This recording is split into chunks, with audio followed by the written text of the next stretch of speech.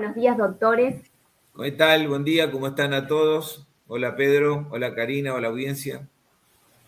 Buenos días a todos. Hola Karina, muchas gracias por la invitación. Hola Esteban, un gusto y buenos días a todos los que nos están escuchando. Sí, un placer tenerlos de invitado a ustedes, que son expertos de la Sociedad Argentina de Patología Columna Vertebral, y más en un día especial que mañana se conmemora el Día Nacional de la Columna Vertebral, y un tema importante hoy es el tema de la concientización sobre la columna vertebral. ¿Qué nos puede decir el doctor Esteban Calcani, que es el presidente actual de la Sociedad Argentina de Patología de Columna Vertebral, sobre este día que se conmemora mañana? Bueno, este día ha surgido un poco dentro del seno de la Sociedad de Columna, porque sabemos que hay un Día Internacional de la Columna, pero hemos decidido en comisión, en sociedad, por una idea del doctor Sarotto, avanzar y poner un día en la Argentina, digamos, que coincide, por supuesto, con el día de la fundación. El día 23 no es un día aleatorio, sino es el día de la fundación de la Sociedad Argentina de Columna. Y a partir de ahí, como bien decís vos en tus comentarios, cumplimos 49 años mañana, o sea que estamos en vísperas del cincuentenario. Así que elegimos ese día para provocar y promover dentro de nuestro país la concientización acerca de la especialidad, dar conocimiento de nuestra especialidad y de todas maneras también instruir y colaborar a la sociedad con consejos, con explicaciones y con comentarios acerca de lo que es nuestra especialidad. Así que como en comentario quisiera resaltar algo que nos orgullece, que en Latinoamérica, en América diría yo, no en Latinoamérica, en América somos la sociedad más antigua después de la sociedad americana, digamos, de la SRS, así que es una sociedad antigua, una sociedad que creció, por supuesto, de a poco, como creció la especialidad, y hoy tenemos casi 500 miembros en la Argentina, especialistas de columna, cirujanos, y seguimos desarrollándonos en todos estos aspectos que nos tocan. Sí, qué tema importante, porque es verdad, cumplen 49 años. Lo que leí de la historia de la Sociedad Argentina, que primero se habían reunido unos par de traumatólogos con esta visión de haber tenido una experiencia a nivel de otros países internacional y crearon esta fundación que primero era el nombre de la escoliosis, iba a ser, y después al final lo cambiaron el nombre de la Sociedad Argentina de Patología de Columna Vertebral, ¿es así? Tal cual, así fue. Por supuesto, los primeros que intentaron empezar a hacer algo en columna fueron a Estados Unidos, vinieron, se reunieron en una mesa y así armaron un grupo de estudio de la escoliosis, porque en ese momento el tema más, vos calculá que estamos hablando hace 49 años, una época donde no había resonancia, donde tomografías habría pocas, entonces el desarrollo de nuestro tema va de la mano también de los estudios complementarios, y la resonancia fue algo que abrió muchísimo el panorama y fue mejorando todo. Pero sí, como bien decís, fue un grupo de estudio focalizado primeramente en la escoliosis, y por eso fue el nombre inicial de esta sociedad. ¿Cuáles son los objetivos de la Sociedad de Patología de Columna Vertebral? Los objetivos nuestros son, por supuesto, desarrollar la especialidad. Tenemos un objetivo educativo. Acá tenemos al número 1 de la educación en este año, que es Pedro, que además lo de Pedro quiero resaltarlo porque la carrera nuestra en la Sociedad de Columna tiene mucho que ver con la voluntad de cada persona de estar trabajando en esto. Y Pedro en este momento ocupa un lugar que ha desarrollado ampliamente en toda Latinoamérica, a través de SILACO, a través de AO, y él es un docente, es un maestro, es un formador de gente, y hoy yo tengo el orgullo como presidente de tenerlo a cargo de toda la cuestión académica. Así que para mí es un honor compartir con esto, como siempre le digo a Pedro, él es una de mis manos derechas y la parte académica es el fuerte.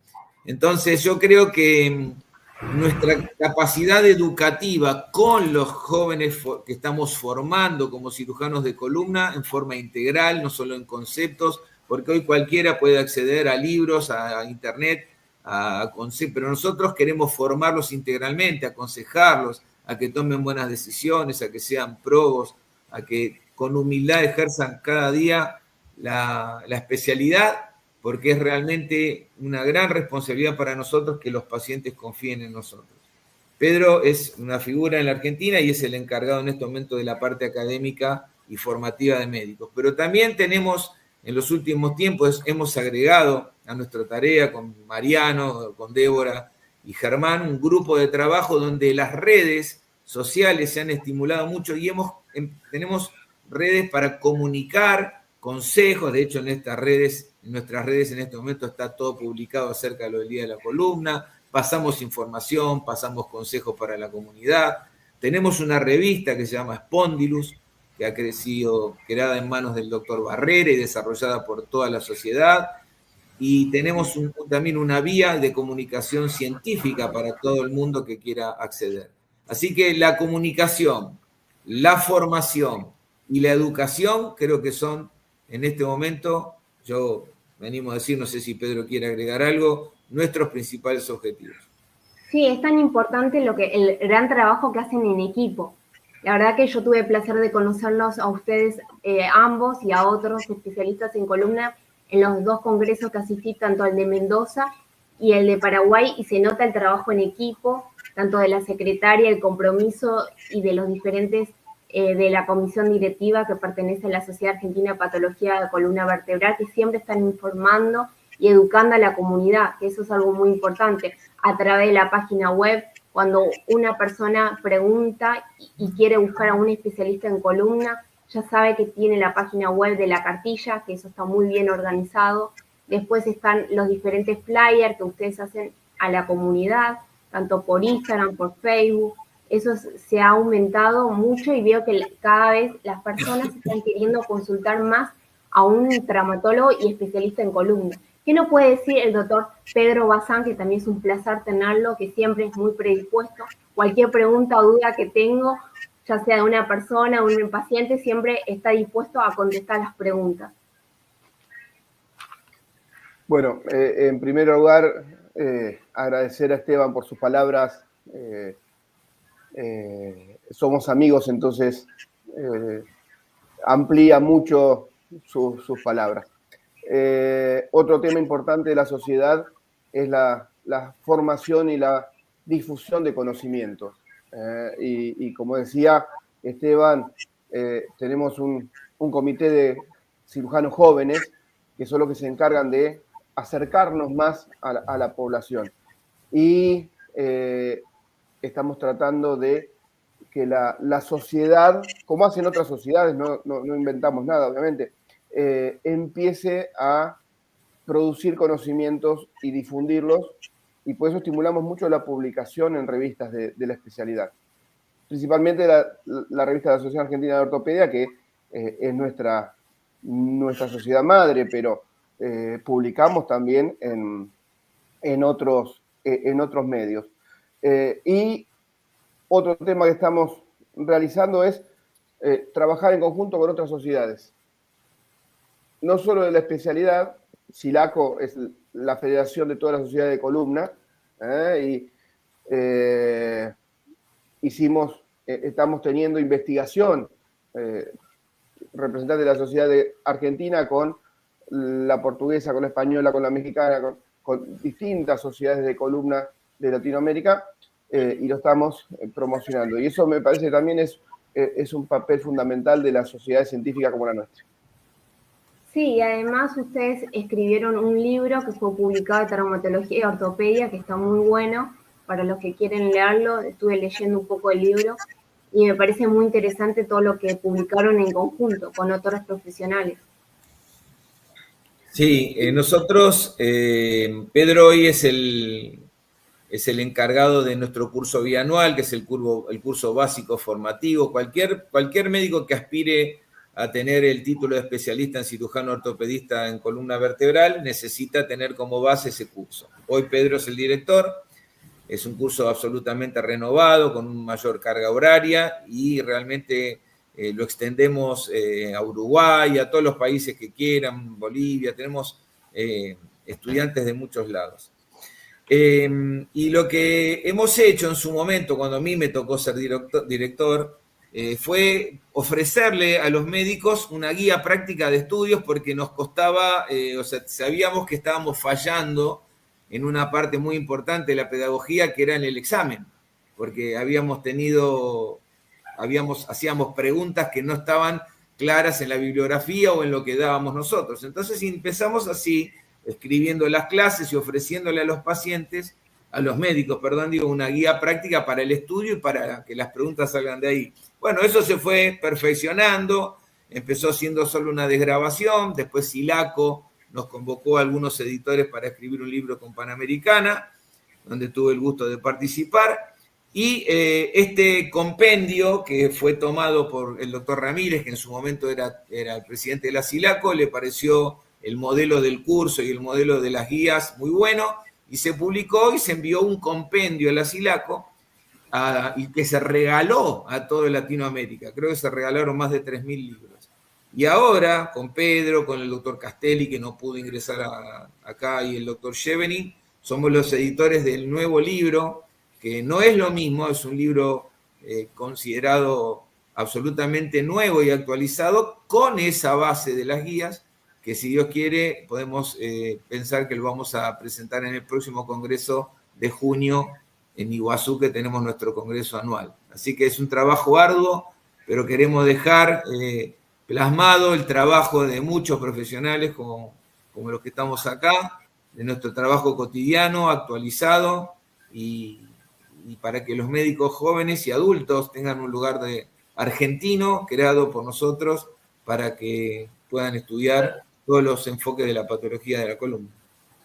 Sí, eso es muy importante, que cada vez los jóvenes especialistas en columna cada vez más comprometidos y que viajan al exterior capacitándose constantemente, y cómo van ustedes actualizando el tema de los conocimientos, y eso se ve reflejado en todas las personas que consultan con el especialista de columna y te dicen sus experiencias.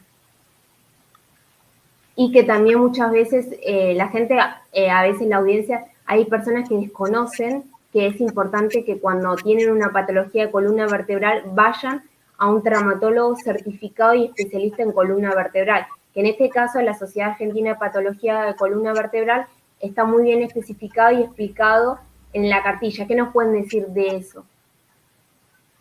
Pedro.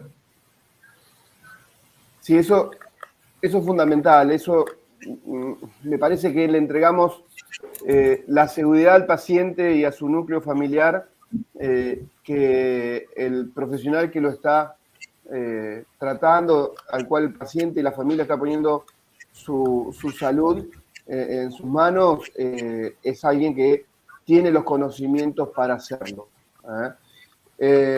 Una gran diferencia de lo que pasaba con mis maestros, con el maestro de Esteban. Ellos estaban obligados a irse, quizás 1, 2, 3 años al exterior. Mi maestro tuvieron 3 años en Francia formándose. Hoy, por suerte no, la Sociedad Argentina de Columna ha crecido en conocimiento, en prestigio, y tenemos no solo médicos certificados, sino también centros reconocidos por la Sociedad de Columna, que también en la página los pacientes pueden informarse y buscar un centro reconocido de la sociedad cerca de su domicilio y el especialista que trabaja en ese centro, que está, como decimos, reconocido por la sociedad. Hoy nuestros médicos residentes se forman en el país, que no es poco, y viajan al exterior a perfeccionar un punto, un tema, pero ya van con una formación más avanzada, y los viajes de estudios son más acortados, ¿no? También importante por la parte económica, ¿no? Pero me parece eso que son características que ha avanzado desde que ese grupo de profesionales traumatólogos que se encargaron en un tema que era quizás lo más desafiante en su momento, en la década del 70, una escoliosis. Es desafiante hoy, así que Pensemos en la década del 70 o antes, donde había muy pocos especialistas. Bueno, estaban obligados a irse. Y el desarraigo es muy importante también. Es un tema a tener en cuenta. Bueno, hoy nuestros residentes se forman con nosotros. Con Esteban, con Roberto, con todos casi todos los integrantes de la comisión directiva y muchos de los miembros titulares de la Sociedad de Columna. Y eso es importante, eso es un gran avance de nuestra sociedad. Sí, y yo me pongo a pensar en esa época, si existía en ese momento los potenciales evocados. No. A ver. Eran así, ¿cómo operaban una escoliosis en ese momento? ¿Qué desafío para eso? Lo más avanzado en ese momento era un test, que era el test de Stagnara. Que hoy parece ser, ahora te cuento lo que era y parece ser una tortura para el paciente, pero no causaba ningún daño. No causaba ningún daño al paciente.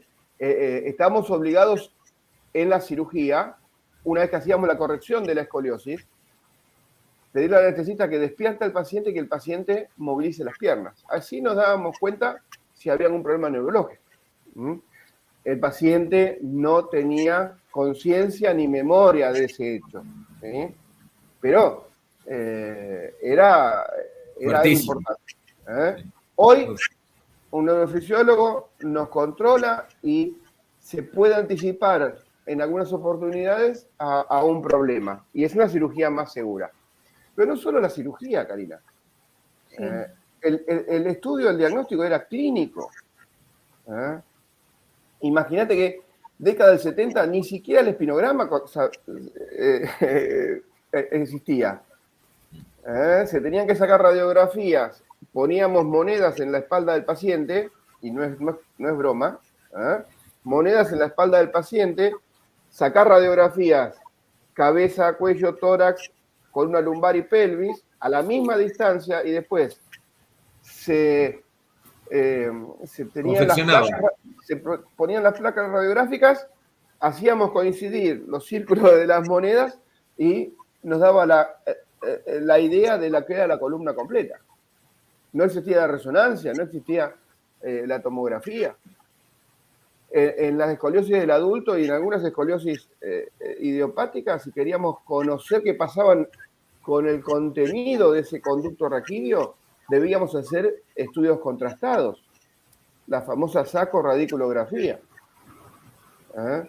que hoy, por el advenimiento de la resonancia y con la calidad de las imágenes de resonancia, no digo que no se usa más, porque personalmente en algunas ocasiones la uso, pero el porcentaje de utilización es muy bajo. Es muy raro. Pero antes, no solo la cirugía era cruenta, el estudio de la escoliosis era cruento. Era invasivo para el paciente. Imagínate que para colocar contraste en el conducto, y es lo mismo que hubiese, la misma práctica para una anestesia peridural, pero sin anestesia, con anestesia local nada más en la piel.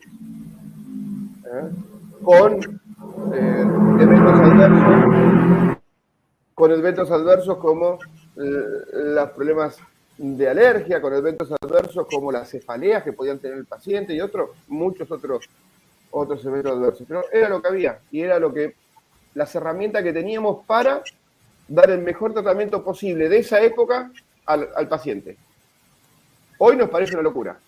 Hoy el material de osteosíntesis que usábamos en la década del 70, hoy sabemos que era malísimo. Pero en su momento era lo mejor, lo único que había era lo mejor que había.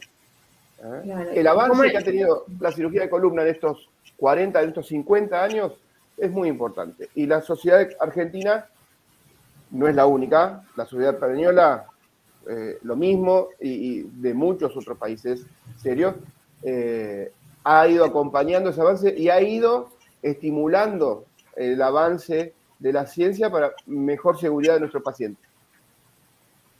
Sí, increíble cómo la ciencia ha evolucionado tanto que he visto ahora que, eso sí me pueden comentar, de la tecnología que se está utilizando, como la robótica, la inteligencia artificial para planificar ante una cirugía. Sí. Bueno, el desarrollo que explicó Pedro realmente él lo ha vivido, yo también, porque yo tengo 60 años y hemos vivido.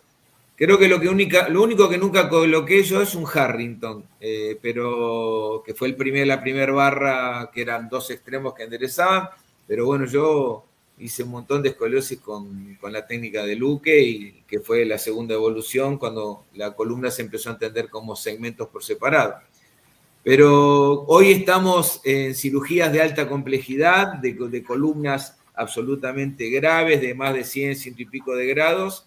La robótica y la planificación, el planning prequirúrgico y la navegación son instrumentos que ya te diría que la cirugía de escoliosis, ya hoy hay personas que se dedican casi exclusivamente a eso. Pedro y yo lo hacemos, lo hemos hecho, pero digamos que ahora hay personas que operan 4 o 5 escoliosis por semana, y tenemos que decir que esta es una especialidad prácticamente la pediátrica, absolutamente independiente y diferente. Porque cada cosa se ha profundizado más y digamos, la planificación de la colocación de tornillos en vértebras muy dismórficas, qué sé yo, ha mejorado un montón, y hoy hablamos de cirugía segura, hoy hablamos de salud ósea, hoy hablamos de fragilidad, cosas que antes no teníamos conciencia. Entonces, hoy ya tenemos un apartado para nuestro congreso para hablar de la salud ósea. ¿Qué pasa? Es lo mismo operar a un joven que a un adulto, que a un anciano, que a una mujer con osteoporosis. ¿Qué mecanismos se pueden reproducir para evitar las complicaciones que generan esto? Bueno, fíjense, temas que antes no conocíamos. Salud ósea, fragilidad, índices, preparaciones previas. Bueno, creo que todo esto redunda, ¿no? Por supuesto, en el éxito de la cirugía y en beneficio primeramente del paciente y del equipo médico. Qué importante todo lo que están explicando ustedes para que lo vean la audiencia que están a próximo a operarse y tienen un miedo, una incertidumbre, todo lo que están explicando ahora, que pueden estar seguros y calificados ustedes en la cirugía de columna. Pero más allá de eso, yo quiero ir con el tema de la prevención, que siempre tenemos que llegar antes de todo, y es muy importante la educación. Bueno, ¿querés comentar algo, Pedro Bazán? Sí, quería agregar un solo apartado. El último avance en la inteligencia artificial en el diagnóstico. Todavía está estudiándose en el tratamiento. La robótica como tecnología y la neuronavegación, que lamentablemente por temas de costos no está en todos los centros, y va a costar que esté en todos los centros. Pero también en la planificación tenemos impresiones 3D de tamaño real de la columna, realizadas por la tomografía, tomando en base la tomografía. Tenemos la representación de la escoliosis en la mano antes de la cirugía y durante la cirugía. Y sirve para educar al paciente también, para mostrarle bien cuál es la deformidad que tiene. Y eso lo podemos esterilizar y tenerlo también en quirófano, por cualquier duda, o para, antes de hacer un paso crítico, volver a tomar conciencia de lo que es la anatomía del paciente. También son herramientas que hoy las tenemos. Antes era... una locura pensarlo. El concepto tridimensional que tenía el cirujano en su cabeza.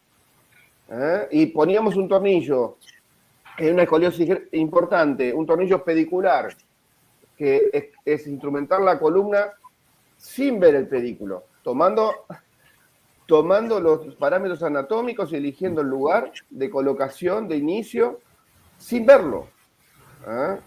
Y hoy lo hacemos como una técnica segura. Al principio, obviamente, tenía muchos errores. Bueno, en una deformidad importante, tener la representación tridimensional en una columna 3D es fundamental para la docencia, para enseñarle al paciente, para enseñarle a nuestros residentes y cómo se vea la cirugía. Con respecto a la prevención, como sí, tú decías, estos datos que está enseñándonos Esteban, hoy son fundamentales, ¿no? Creo que ningún diabético se opera si tiene la glucemia alta. Ningún paciente con una restricción pulmonar se opera si no sabemos cuál es el riesgo respiratorio para esa cirugía general. Ningún paciente hipertenso se opera con una presión descontrolada. Lamentablemente, en el año 2025, muchos pacientes adultos mayores llegan a cirugías de columna y otras cirugías, pero nosotros nos basamos en las cirugías de columna, sin diagnóstico de osteoporosis. El conocimiento de osteoporosis preoperatorio, lamentablemente, y estoy hablando y basándome en guías norteamericanas, no estoy hablando en Latinoamérica, no, un país del primer mundo, llaman la atención al subdiagnóstico de osteoporosis. Por eso esto que decía Esteban, y es fundamental, y que la Sociedad de Columna, junto con la Sociedad Argentina de Osteoporosis y la Sociedad de Metabolismo Óseo, está trabajando fuertemente en la concientización de temas que la gente lo toma como algo normal. ¿Qué mujer no tiene osteoporosis? Sí, claro, los hombres también tenemos osteoporosis. Y son muchos los hombres que llegan a la cirugía con una mala calidad de ósea. Entonces hoy empezamos a estudiar en el preoperatorio de los pacientes cuál es la calidad ósea que tienen. Y en toda cirugía, y eso le aconsejo a los pacientes que tengan conciencia de su salud ósea. La osteoporosis, el único profesional que la puede prevenir es el pediatra. O sea, cuando llega a nosotros un adulto mayor, ya llegó tarde. Y no es broma. Cuando el pediatra estimula la lactancia materna, cuando el pediatra estimula la actividad física de los niños, cuando el pediatra estimula la buena alimentación, va a hacer que ese adolescente llegue al final de su adolescencia con una masa ósea elevada. Y cuando fisiológicamente, luego de los 45 hasta los 65 años, la masa ósea empieza a disminuir, es algo fisiológico, es algo de envejecimiento, es algo natural. Cuanto más alto hayamos llegado, menos nos vamos a acercar a la osteoporosis. Entonces, el único que previene es el pediatra. Eso está muy bueno que lo aclares porque lo desconocía en esa parte de la osteoporosis. Bueno, qué importante esto de la comunidad que nos están viendo, porque es un tema que muchas veces se habla poco y no sabemos, y muchas veces vamos a consulta en esta pregunta, ¿a quién consultar? O no se habla de un principio sobre este tema. Está bueno empezarlo de un principio, como dijiste, la parte pediátrica. No. Pero en el caso de la osteoporosis que estás diciendo y que vos escribiste un trabajo científico sobre la osteoporosis. ¿Cómo se puede prevenir? ¿Se puede prevenir la osteoporosis? La osteoporosis no es una bolsa que todos los pacientes con osteoporosis son iguales. ¿Sí? Hay dos tipos de osteoporosis, la primaria y la secundaria. La primaria no se puede prevenir, porque la primaria son la osteoporosis posmenopáusica. Toda mujer que deja de menstruar y que sus estrógenos bajan, van a tener riesgo de tener osteoporosis. No es que van a tener riesgo de tener osteoporosis.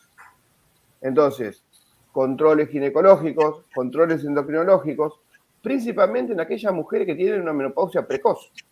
Una menopausia que está antes de los 45 años. Luego, otra osteoporosis primaria es la osteoporosis senil, la que aparece en hombres y mujeres luego de los 65 años. No podemos dejar de cumplir años. No es negocio dejar de cumplir años. Y la perspectiva de vida al nacer cada vez es mayor. Entonces, cada vez es mayor el porcentaje de la población que supera los 65 años. ¿Vamos a envejecer todos? No podemos no envejecer. Entonces, la prevención en esos dos grupos está en llegar a una buena masa ósea antes de finalizar la adolescencia. En la alimentación, en la actividad física. Luego, mantener la actividad física en todas las edades, acorde a cada grupo etario. Mantener una rica dieta en calcio, vitamina D, toda la vida. La exposición al sol con los cuidados dérmicos que hoy tenemos que tener, pero hay que hacerlo.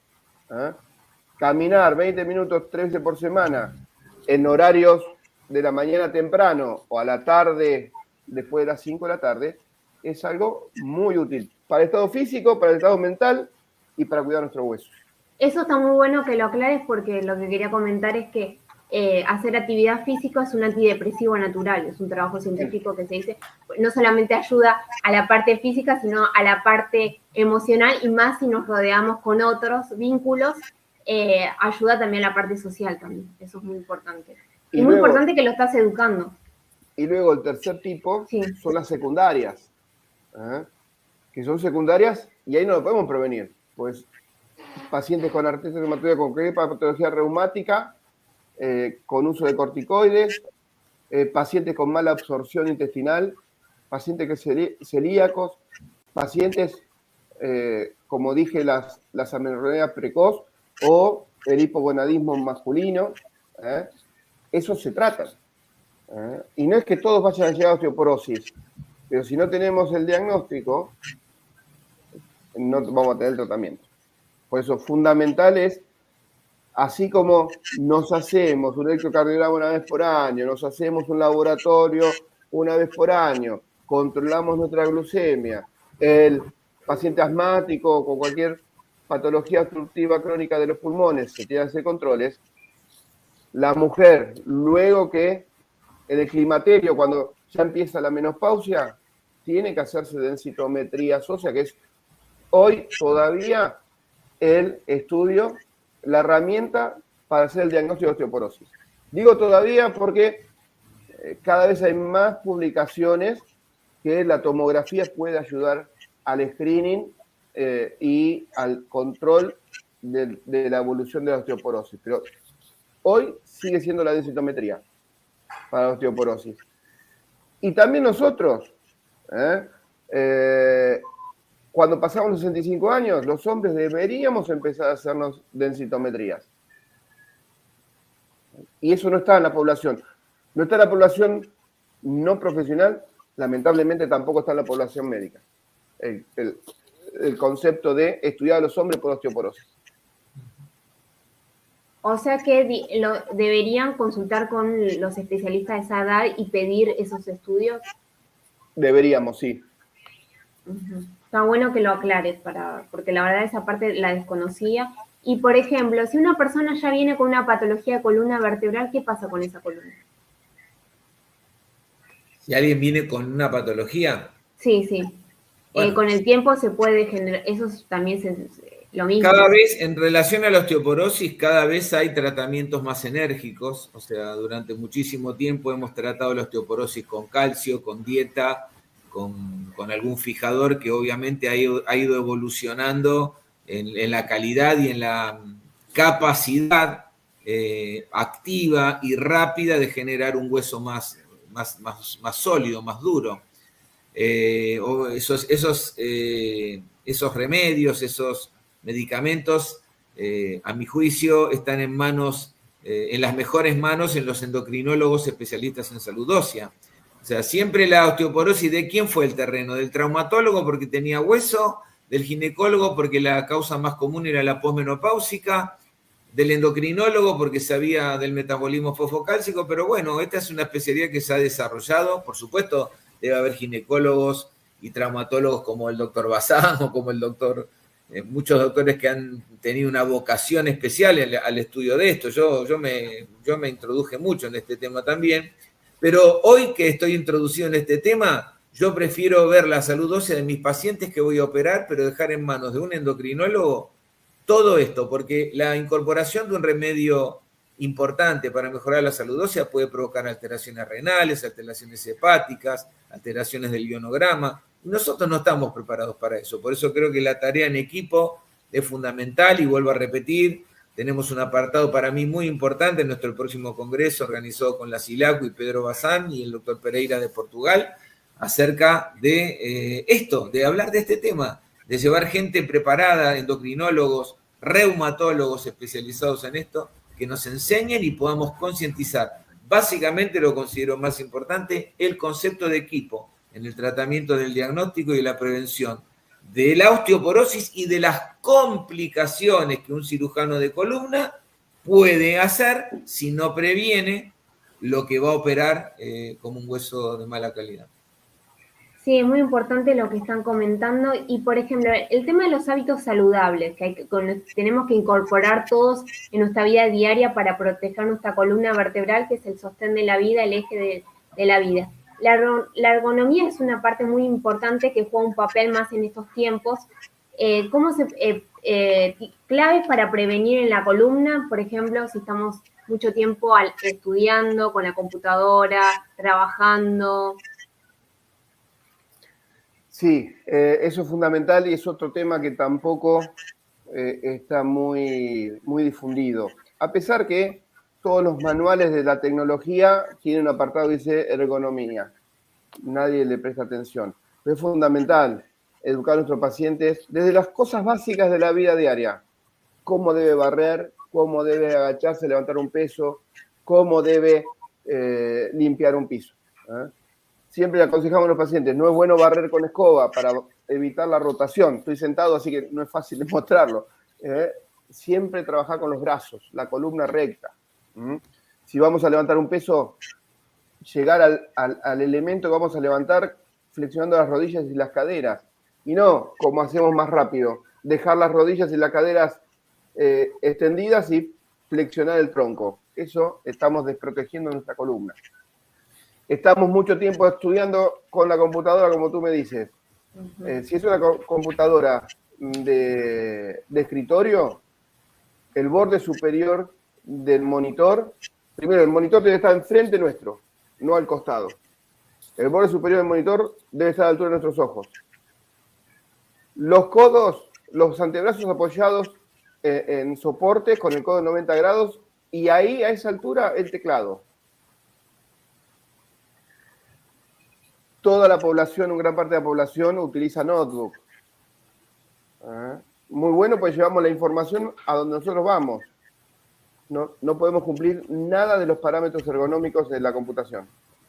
Sí, lo mismo que el celular también, que la adicción del celular es un gran tema también. El celular, no hay que llevar nuestra cabeza al celular, sino el celular a nuestros ojos, si no alcanzamos. Se están viendo alteraciones de la columna cervical y de la mano por el uso del celular.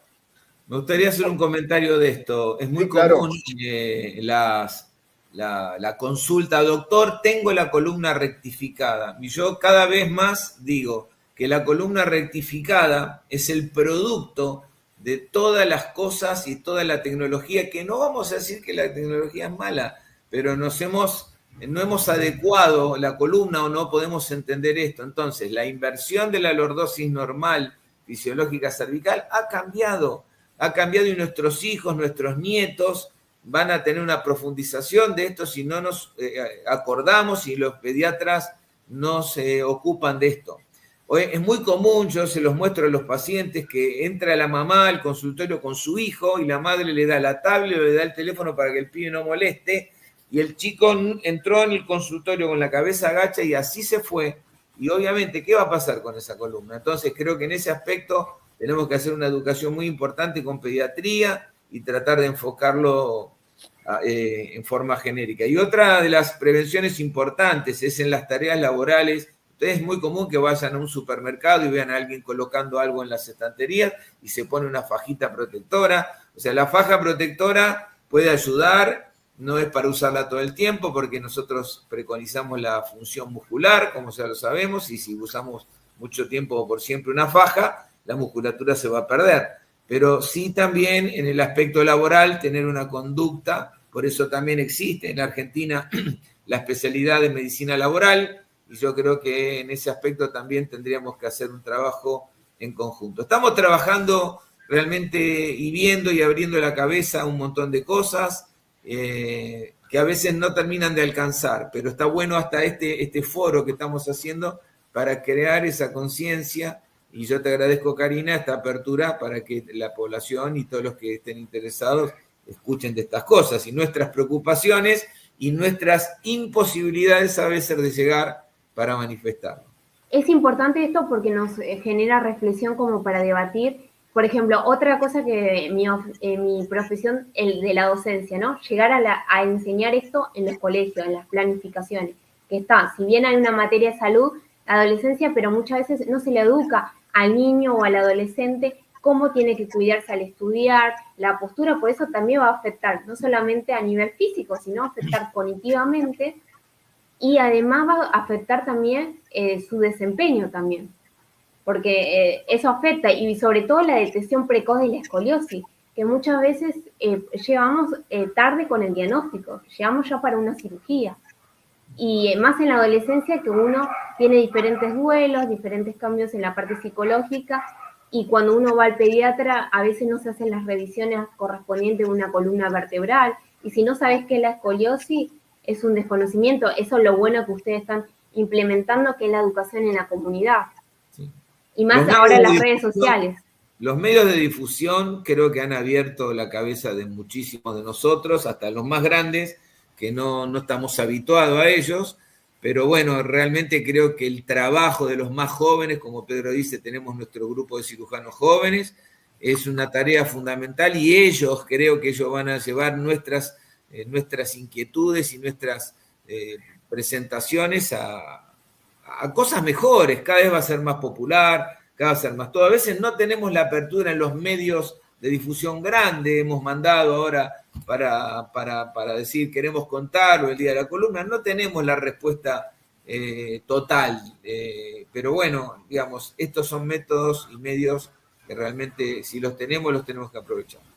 Sí, y además no solamente concientizar, también es importante el trabajo multidisciplinario. ¿Cómo trabajan ustedes en conjunto, más allá de ustedes que son médicos, especialistas en cirugía de columna, con un kinesiólogo, con un médico fisiatra, con una nutricionista, con un psicólogo y un trabajador social también? Porque muchas veces acá en nuestro país tenemos muchos inconvenientes al hacer un trámite en temas de salud, el tema de las prótesis en caso de una cirugía. Sí, hoy es todo un equipo. Hoy la medicina individualista no debería llevarse a cabo. Es fundamental tener en patología traumática, en patología oncológica, en las deformidades del adolescente, un equipo de salud mental que nos apoye. La poca adhesión, Karina, tú eres portadora de una escoliosis, la poca adhesión de los pacientes a un corset en la adolescencia es altísima. Y eso es porque nosotros imponemos el tratamiento, pero no explicamos correctamente para qué. No explicamos las ventajas de ese tratamiento, y hoy los corsets son mucho más tolerables, mucho más amigables para los pacientes. Hace 20 años, cuando el único corset que se podía usar era el corset de Milwaukee, la gran mayoría de los pacientes no lo hacen. No solo el niño, la familia. Yo siempre doy el ejemplo, indico un corset de Milwaukee porque está indicado, y la próxima consulta, después que entregaron el corset, es de la tía, de las tías, de las abuelas, de las vecinas, a insultarme por la tortura que estoy haciendo no insultarme, pero por la tortura que estoy haciendo a la nena, pobrecita, que tiene escoliosis. Bueno, un psicólogo nos ayuda también a que como vos hablás de los duelos que hay en la adolescencia, que ese duelo también, de enterarse que tiene la deformidad, de que el tratamiento no me gusta, bueno, aceptarlo un poco más. Claro, y el mecanismo de defensa, que tenemos un aparato psíquico, para los que no entienden, que es la mente, donde tenemos el inconsciente, y muchas veces bueno, en mi caso, ya voy a ser un poco autorreferencial, pero bueno, yo llegué con una escoliosis a los 14 años, con 40 grados, y era para cirugía. Yo no sabía nada, fue por un vestido que mi mamá y mi hermana se dieron cuenta que algo pasaba en la columna, algo no estaba bien. Claro, era un momento de crecimiento que pasa desapercibido, porque tenemos que tener en cuenta que para entender, primero tenemos que conocer qué pasa con el adolescente, que tiene diferentes cambios, diferentes duelos, y esto pasa desapercibido con el tema del cuerpo infantil, porque pasas el duelo del cuerpo infantil al cuerpo del adolescente.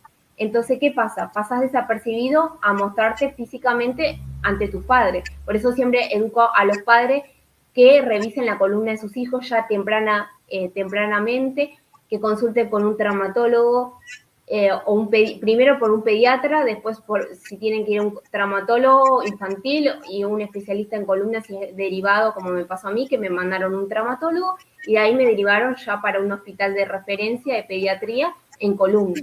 Y ahí me encuentro con el diagnóstico. Con 40 grados y no tuve la oportunidad del corset, directamente la cirugía. Yo quería el corset. Y sos una chica joven, o sea que esto te sucedió en los últimos 15 años. O sea, no fue hace mucho, en el 2010, y estamos hablando de un médico. Esto no te sucedió en la década del 70, como habla Pedro. Entonces, fíjate vos lo importante y el desconocimiento. Nosotros en el equipo nuestro tenemos una psicóloga que hace la psicoprofilaxis de los pacientes que van a operarse. Algunos aceptan, otros no la aceptan, porque se cree que se van a meter y nosotros hacemos una terapia breve, de 5 a 10 sesiones, para a ver a qué se enfrentan. Pero el trabajo, vos fijate, el trabajo de conciencia que debería hacerse más en los pediatras, porque el pediatra, digamos, es el que no se le puede escapar la visualización de una espalda asimétrica, una simple observación.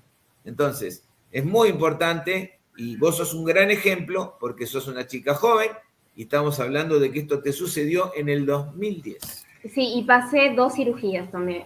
Bueno, mi historia es muy larga de contar, pero bueno, por algo estoy acá con ustedes, porque estoy difundiendo a nivel mundial, ya puedo decir, y estoy muy comprometida con el tema de la escoliosis, de educar a la comunidad y de seguir capacitándome, porque la verdad que por suerte ya tenemos psicólogos especializados cada vez en escoliosis, más integrados en este tema, más trabajando en equipo. También tenemos la psicoprofilaxis que usted dijo, clínica y quirúrgica, también que es muy importante. Hay un hospital que está trabajando muy bien en eso, que el año pasado tuve la oportunidad de capacitarme. Lo importante de saber y hablar con el traumatólogo qué es lo que le está pasando al paciente, porque muchas veces la persona pasa por diferentes miedos, incertidumbres, y no le pregunta al traumatólogo, al cirujano de columna, preguntas que tiene. Yo siempre educo a las personas y a las familias, le digo, bueno, si tienen preguntas, anoten, hagan una guía de preguntas, sean un papel, ya ahora con el celular, pregunten a lo que se van a someter. ¿Por qué eso? ¿Qué va a pasar? Va a bajar la ansiedad, la incertidumbre, y van a estar mejor preparados si tienen que pasar una cirugía o un tratamiento de corset. Y esto no solamente es pasar ese proceso, sino cuidarnos la columna toda la vida, porque toda la vida nos tenemos que cuidar. Como yo digo siempre, no tenemos que llegar a una patología. Siempre tenemos que cuidar nuestra columna porque es la que nos sostiene ante un dolor. Bueno, cuidarnos, ¿qué nos está pasando? Preguntarnos a nosotros. Por eso es tan importante ir a un psicólogo. Yo sé que no hay que obligarlos a las personas que vayan a un psicólogo, pero siempre está bueno tener un propio espacio de análisis, de terapia, como para trabajar estas cosas con un psicólogo. Muy bien que usted lo aclaró. Sí. Karina, el profesor de educación física también tiene un papel fundamental en el diagnóstico precoz. Son los que tienen mucho contacto con los chicos en el colegio y son los que muchas veces nos derivan pacientes. Y resto del personal de salud, el kinesiólogo. Ahí tuviste una pregunta de Leo sobre temas posturales. Es fundamental educar la buena postura de nuestros niños. Y para terminar un poco con lo que dijiste de los estudios y todo, siempre aconsejamos, no importa el grupo etario, en todos nos sirve. Siempre digo a los pacientes y a la familia que no es bueno estar mucho tiempo mirando hacia abajo, los chicos estudiando, el universitario estudiando, con mucho tiempo para arriba. Entonces, cada 20 minutos hay que frenar, sentarnos bien, dejar esa posición encorvada que adoptamos cuando estamos trabajando, escribiendo o leyendo, y realizar todos los movimientos del cuello, ¿sí? A un lado para el otro, rotar. Eso cruje, eso hace ruido, eso duele o molesta, pero no se rompe nada. Y mantiene nuestros músculos más activos, mantiene nuestros músculos más relajados y molesta menos la mala postura que hacemos. Entonces, desde los niños en la primaria o antes con la tablet y el celular, como decía Esteban, al adulto mayor, cuidar nuestra posición. y es algo que estamos pagando todavía por la pandemia y por la reclusión que tuvimos principalmente en nuestro país, que no podíamos salir. Quedó la conducta de leer acostados, de mirar la televisor acostados en el sillón, mirar la televisión en el sillón, y son posiciones muy malas para nuestra columna. No deberíamos leer, mirar televisión ni comer en la cama. Eso hay que hacerlo bien sentado. Me parece excelente lo que estás diciendo y quisiera, porque creo que ya estamos a punto, se debe estar por cortar, decir, si a mí me pregunta un paciente, y esto es en la práctica cotidiana, ¿qué 3 consejos yo le tengo que dar para que la salud de la columna se mantenga bien? Diría claramente, estar en un peso adecuado, hacer una actividad física y cuidarnos de los esfuerzos. Muchas veces ahora les explico, como hay tanta conciencia y tanta difusión y tanto uso de los gimnasios, que el esfuerzo y el ejercicio pueden estar juntos, porque mucha gente se lastima en los gimnasios realizando ejercicios realmente en demasía. Entonces, el ejercicio es bueno, el estar en un peso adecuado es bueno, el esfuerzo no es bueno y hay que cuidarlo. Pero ojo con el cuidado en el quirófano. El otro día tuvimos que operar a una chica de 38 años, delgada, que hizo una sentadilla con 80 kilos y tuvo una fractura explosión de la primera vértebra lumbar y no se quedó parapléjica porque Dios no quiso. Entonces, esas 3 cosas, esos 3 tópicos nos llevan a un buen puerto. ¿Nos aseguran un buen resultado? De ninguna manera, como nada asegura, pero sí ese es el camino que tenemos que seguir. Está bueno esto de tomar conciencia, justamente por eso elegí este tema, concientización de la salud en la columna vertebral, la salud en general, porque es verdad, hay mucha gente que se adicta al gimnasio, ni hablar si tenemos a una patología de columna, consultar con un kinesiólogo que también sea especializado en escoliosis, que nos pueda decir qué ejercicio físico es adaptado para nuestra columna, qué podemos hacerlo, cómo lo podemos hacer, más si tenemos a una cirugía. Eso es importante siempre consultar con diferentes profesionales. Bueno, y acá quiero decir las últimas preguntas que nos dejan. Bueno, dicen, me encanta este programa, Karina, sos una genia. Gracias, Matías. Excelente programa, felicitaciones al médico. Y a vos, Cari, genia. Bueno, muchas gracias a la audiencia. Muy interesante entrevista, felicitaciones. Doctores muy profesionales, un placer escucharlos. Saludos desde Argentina. Y después creo que el kinesiólogo, ahí nos está diciendo, el doctor Juan Dileo, dice, ciertamente vivimos más y hacemos menos ejercicio en el trabajo. ¿Recomendaciones de actividad física para 40 años? Para mayores de 40 años. Como ya dijimos, hay que adaptar nuestra actividad física a cada grupo etario. Entonces, cuanto mayores somos, el impacto debe ser menor. La sobrecarga debe ser menor. Fisiológicamente, nuestros músculos, nuestros huesos, nuestros tendones, nuestros ligamentos se van envejeciendo y se van poniendo frágiles, la fragilidad que hablaba Esteban. Entonces, aunque estemos entrenados, todo debe estar adecuado a la calidad ósea y ligamentaria que tenemos. Creo que Esteban tuvo un inconveniente. Bueno. Bueno, ¿y qué mensaje ya para cerrar ya de lo que se viene ahora el Congreso que van a hacer en Iguazú? ¿Quieren comentar algo? Que viene la SRS, que es muy importante de Estados Unidos, de escoliosis. Gracias. Primero, gracias, Karina, por esta nueva oportunidad de visibilizar nuestra sociedad. La Sociedad Argentina de Patología de Columna Vertebral es un nombre muy largo, por eso hoy la llamamos la Sociedad Argentina de Columna, directamente para que sea más amigable para nuestros pacientes. El Congreso de este año es un congreso organizado y armado el programa por Esteban, que tiene muchos puntos y todos muy importantes. No solo la característica, tú has vivido nuestro congreso, no solo la característica de discusión y presentación de trabajos de nuestro congreso como son todos, sino también tenemos tópicos muy altos como el curso de la SRS, donde vienen importantes especialistas en deformidades, muchos de ellos que se van a quedar también al Congreso a dar disertaciones, no van a tener actividad solamente ese día. AO Spain, la sociedad científica más grande, porque nuclea todas las sociedades científicas, por eso es la más grande, también tiene, Cristian Illanes está organizando un módulo de AO, y el módulo de salud ósea que decía Esteban. La característica de este año, y por eso es Iguazú, no es solamente un congreso argentino, es el primer congreso de Mercosur sobre columna, porque si bien Argentina es la sede, Argentina es la organización, la sociedad organizativa, participa la sociedad paraguaya, participa la sociedad de Brasil, participa la sociedad de Uruguay. Por eso en Iguazú.